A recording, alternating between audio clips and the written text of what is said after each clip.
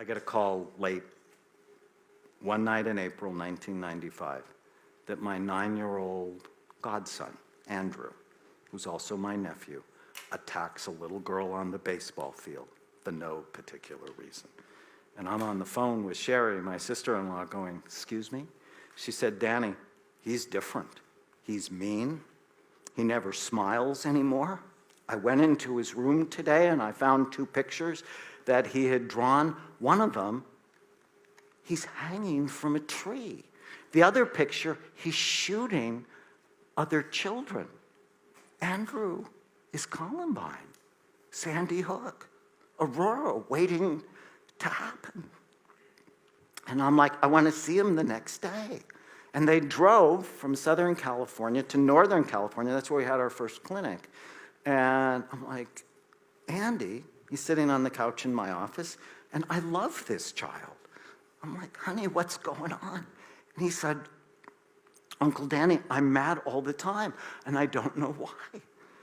And I'm like, is anybody hurting you? He said, no. I said, is anybody teasing you? And he said, no. I said, is anybody touching you in places they shouldn't touch you? And he said, no. And my first thought is, you have to scan him.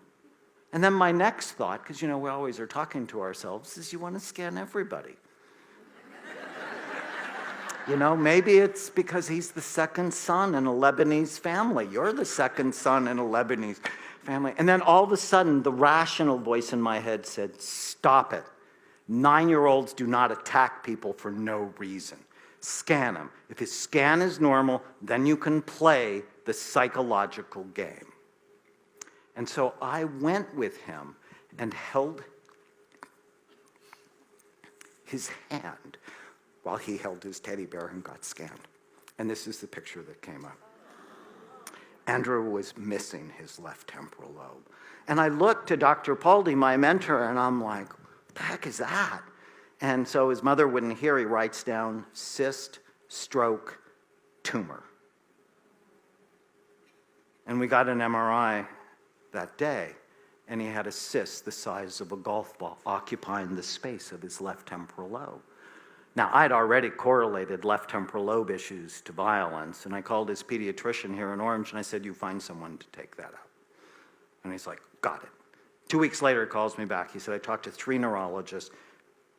None of them said they would operate on him, that his cyst probably had nothing to do with his symptoms. I'm like, are you nuts?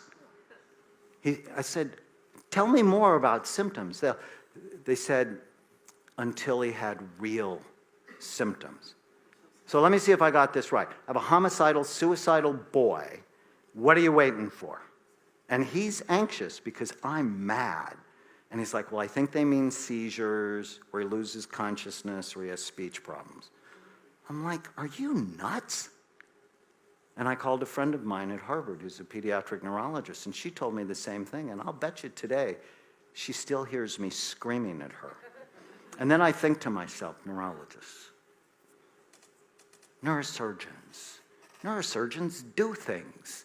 And I called the pediatric neurosurgery department at UCLA, and I talked to a doctor by the name of Jorge Lazarev. And you'll know Dr. Lazarev. He's famous. He separated the Guatemalan twins who were connected at the heads, remember? Well, he was famous to me before then, because when I told him about Andrew, he said, I'll take it out. He said, whenever cysts are symptomatic, and he's obviously symptomatic, we'll take it out. And they did. And here is Andrew after the surgery. And after the surgery, I got 2 phone calls. One from his mother, who was so excited. She said the surgery went really well. And when Andrew woke up from surgery, he smiled at me. She said, Danny, he hadn't smiled for a year. The second call I got right away was from Dr. Lazarev, who said, oh my God, Dr. Amen.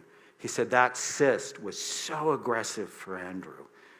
It put so much pressure on his brain that it actually thinned the bone over his left temporal lobe, that his temporal bone was eggshell thin, and that if he would have been hit in the head with a ball, he'd been killed instantly. Either way, he would have died in 6 months. And it was at that moment I lost my anxiety about imaging. How do you know if you don't look?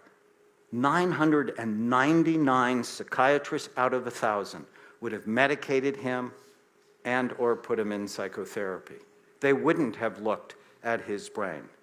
And a year later, Andy and I, and now I'm passionate, I'm on fire. You can't shut me up. And a year later, we're snorkeling together in Hawaii. And, Andy's got these big, brown, beautiful curls. And after we get out of the water, we're having something to drink together. And he looks at me with his beautiful brown eyes. And he said, Uncle Danny, we're a spiritual family. He said, why did that happen to me? And I went, oh no, because I knew why it happened to him, so that I wouldn't be afraid anymore, so that we could do this work and change this very stuck profession to help real hurting people, because that's really always been the goal. How do you know unless you look? If you don't look, you hurt people, and that's not fair. That's not science. That's not medicine. It's stupidity. We can do better. So when I think of the single most important lesson I've learned from 87,000 scans is you can literally change people's brains. And when you do, you change their lives. But if you don't look, you hurt people. And that's not fair. Thank you.